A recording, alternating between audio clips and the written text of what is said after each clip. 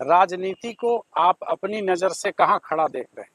सामाजिक राजनीतिक जीवन में स्वच्छ चरित्र के व्यक्ति का रहना, सर्वाइव करना, आगे बढ़ना बहुत कठिन है। असंभव नहीं है, लेकिन कठिन है।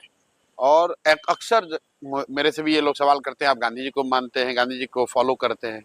तो मैं कहता भी हूँ कि भाई हम लोगों की आज के दौर में हमारी इतनी चारित्रिक शुद्धता, इतनी ताकत नहीं है कि मैं ये कह सकूं कि मैं गांधी जी को फॉलो करता हूं। हाँ, ये जरूर है कि प्रयास कर रहे हैं कि जितना हो सके उनके बताए हुए रास्ते, उनके बताए हुए जो तरीके हैं उसको फॉलो करें। तो बिल्कुल कठिन है, और मैं ये दावा नहीं करता हूं कि हम लोगों में कोई कमी नहीं है। बहुत सारी कमियां हैं, सीख रहे हैं, सीखने का प्रयास कर रहे हैं, लेकिन नियत ठीक है।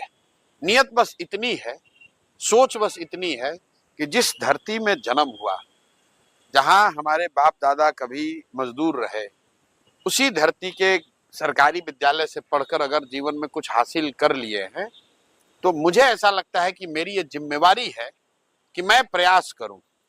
सफलता मिलेगी नहीं मिलेगी इसकी कोई महत्ता नहीं है मेरे लिए। मैं आपको बिल्कुल ये बताऊं, मैं रोज कहता हूं लोगों से कि आप ये चर्चा कर रहे हैं कि प्रशांत किशोर सफल होंगे कि नहीं होंगे। चर्चा आपको ये करनी चाहिए कि ये प्रयास होना चाहिए कि नहीं होना चाहिए बिहार में।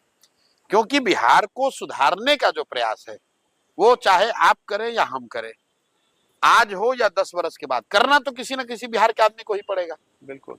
और सुधार की जरूरत क्यों है?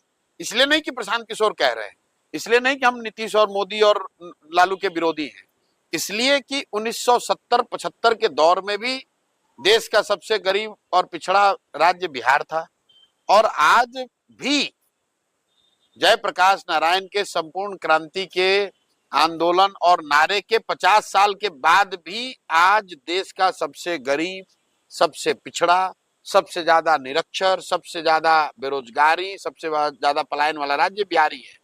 तो परिवर्तन तो, बदलाव तो होना ही चाहिए। अब बदलाव करेगा कौन? तो भाई कोई ना कोई बिहार का लड़का करेगा। मैं समझता हूं कि अगर मेरी हिम्मत नहीं पड़ेगी तो किसकी पड़ेगी।